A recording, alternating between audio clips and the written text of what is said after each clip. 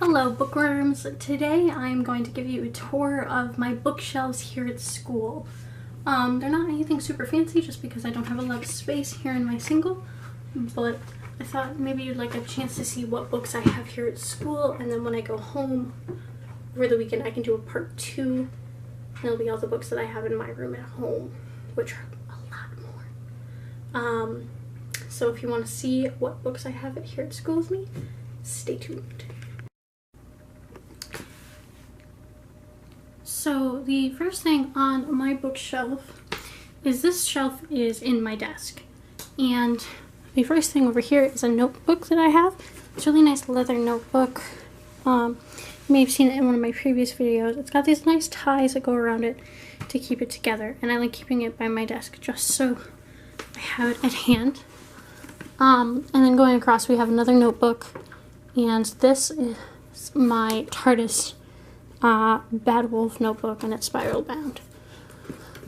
The next thing on my shelf is the women writing in the Romantic Period, the Cambridge Companion, and this is a book for my British poetry class, and we have it and we read essays in companion with some of the other poems we're reading, and my professor actually has an essay in it, so she wanted us to have that so we could see her thing.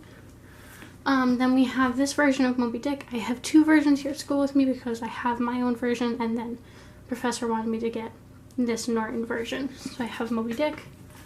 Then I have Throne of Glass by Sarah J. Maas and Caraval by Stephanie Garber because these are on my to-be read list.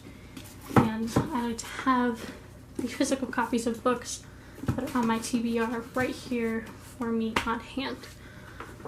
So that is my top shelf of books, and I don't really have a preference between the top shelf and the bottom shelf, aside from like books I'm reading right now or books that fit there. There's really not much of a difference for me. So the next thing on the shelf is the Dream Songs by John Berryman. This is for my American poetry class. We're spending the entire semester talking about John Berryman's Dream Songs. He had a fairly messed up life, fairly sad, but his dream songs, while complicated, are very powerful. Next I have the Oxford Shakespeare Complete Works of Shakespeare. That's pretty picture. I'm gonna put this down because it's freaking heavy. But this has all of his plays, all of his sonnets. It's a massive book. Pushing 1,500 pages. This is for my Shakespeare class. This is a Whaler's Dictionary by Dan B.G. Quick. You can't see his name, it's covered over there. Found out I bought this used, and it's actually a signed copy. But whoever this was for, I think it's a Megan, didn't want this copy apparently. And it's a book of poems. The idea is that Moby Dick is a book about a man who's also trying to create a whaler's dictionary throughout it. So this is his own dictionary form of poems, like the brain and the whiteness of the whale. And it's like dictionary entries that continue on and all correlate to different things. Next we have Scenic Design and Stage Lighting by R. Craig Wolf and Dick Block. This is for my light design class. Again, this is a pretty hefty book. We do a couple of readings from it here and there. And then the last thing on my shelf is a notebook that my best friend made me a couple of years ago. And she just like hodgepodged a whole bunch of things across it because I was going to be away at summer camp and wouldn't be able to use Pinterest, so she made me my own Pinterest board out of a notebook. And this is my first bookshelf here at school. So this is the second bookshelf area that I have at school. It's right by my door. The door's right here, right over here, so I'm not going to talk too loud. These are the books that I'm not reading right away, but I like to have on hand with me when I'm at school, or they're like books from last semester. So the first book I have is The Clan of the Cave Bear by Jean M. Ewell. I picked this up at Goodreads. It was one of my mom's favorite books when she was a kid, so I wanted to give it a chance. Got it last year, year before, and have not had a chance to read it. Later at the Bar by Rebecca Berry. This we read for my advanced fiction class last year. It is a collection of short stories that are all connected. And they're all connected because these characters all go to the same bar.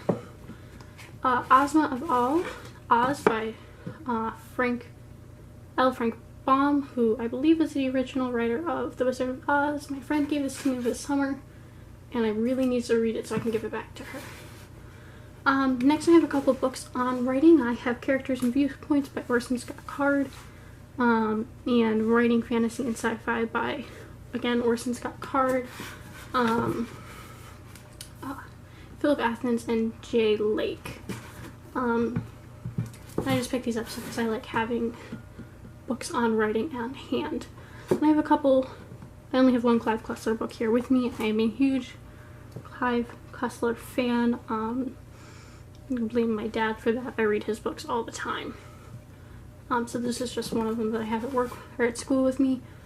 Toxic by Robin Cook. Again, a book that I picked up because my mom said that I probably would like it. Haven't gotten a chance to read it. God is Dead by Ron Curie Jr. I read part of this. We started to read it at the very end of the semester for my advanced fiction class, but we didn't get through it. Though I do want to finish it. You can see I still have a sticky note in there marking my spot. Drown by Junot Diaz. Again, fiction class. Blake, the other two from my fiction class, they were all connected short stories about the main character. I have a beautiful edition of The Count of Monte Cristo. It's a beautiful red cloth bound with gold foil pages. I've never read this, but I thought this version was just so cute, and someone like put it outside at a little garage sale for free. So me and my friend last year just carried a ton of books back, and that was one of them. Here I have another writing science fiction and fantasy book because that's mainly what I write. So I've got this version. 44 Irish Short Stories. This is a collection of short stories by Irish authors, and Devin A. Garrity is the editor. Truth and Comedy is a book about improv acting. I did an improv class last semester. A lot of these books are my school books that I just haven't had a chance to take back to my house yet. The Beggar Maid is a book of poems. Was going to read it in my poetry class last semester. We did not get to it. The Triggering Town is a book on writing poetry. I have a issue of the Wells Chronicle, which is like a lit magazine at school, and I won the cover contest, so that is my own picture. Can't tell if you can see, but it says Snow White and the Seven Dwarfs, and it's an apple, and that was my picture.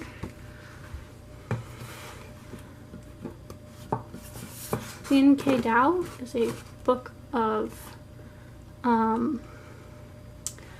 poems about the Vietnam War, and I just really thought that the poems were powerful. It was one of the few books of poems that really inspires me, and I understand the writing because I'm very bad at interpreting poems, so I liked having it here with me.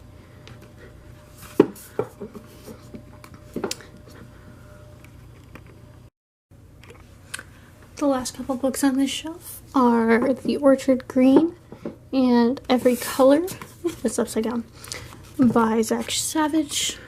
He came to our school.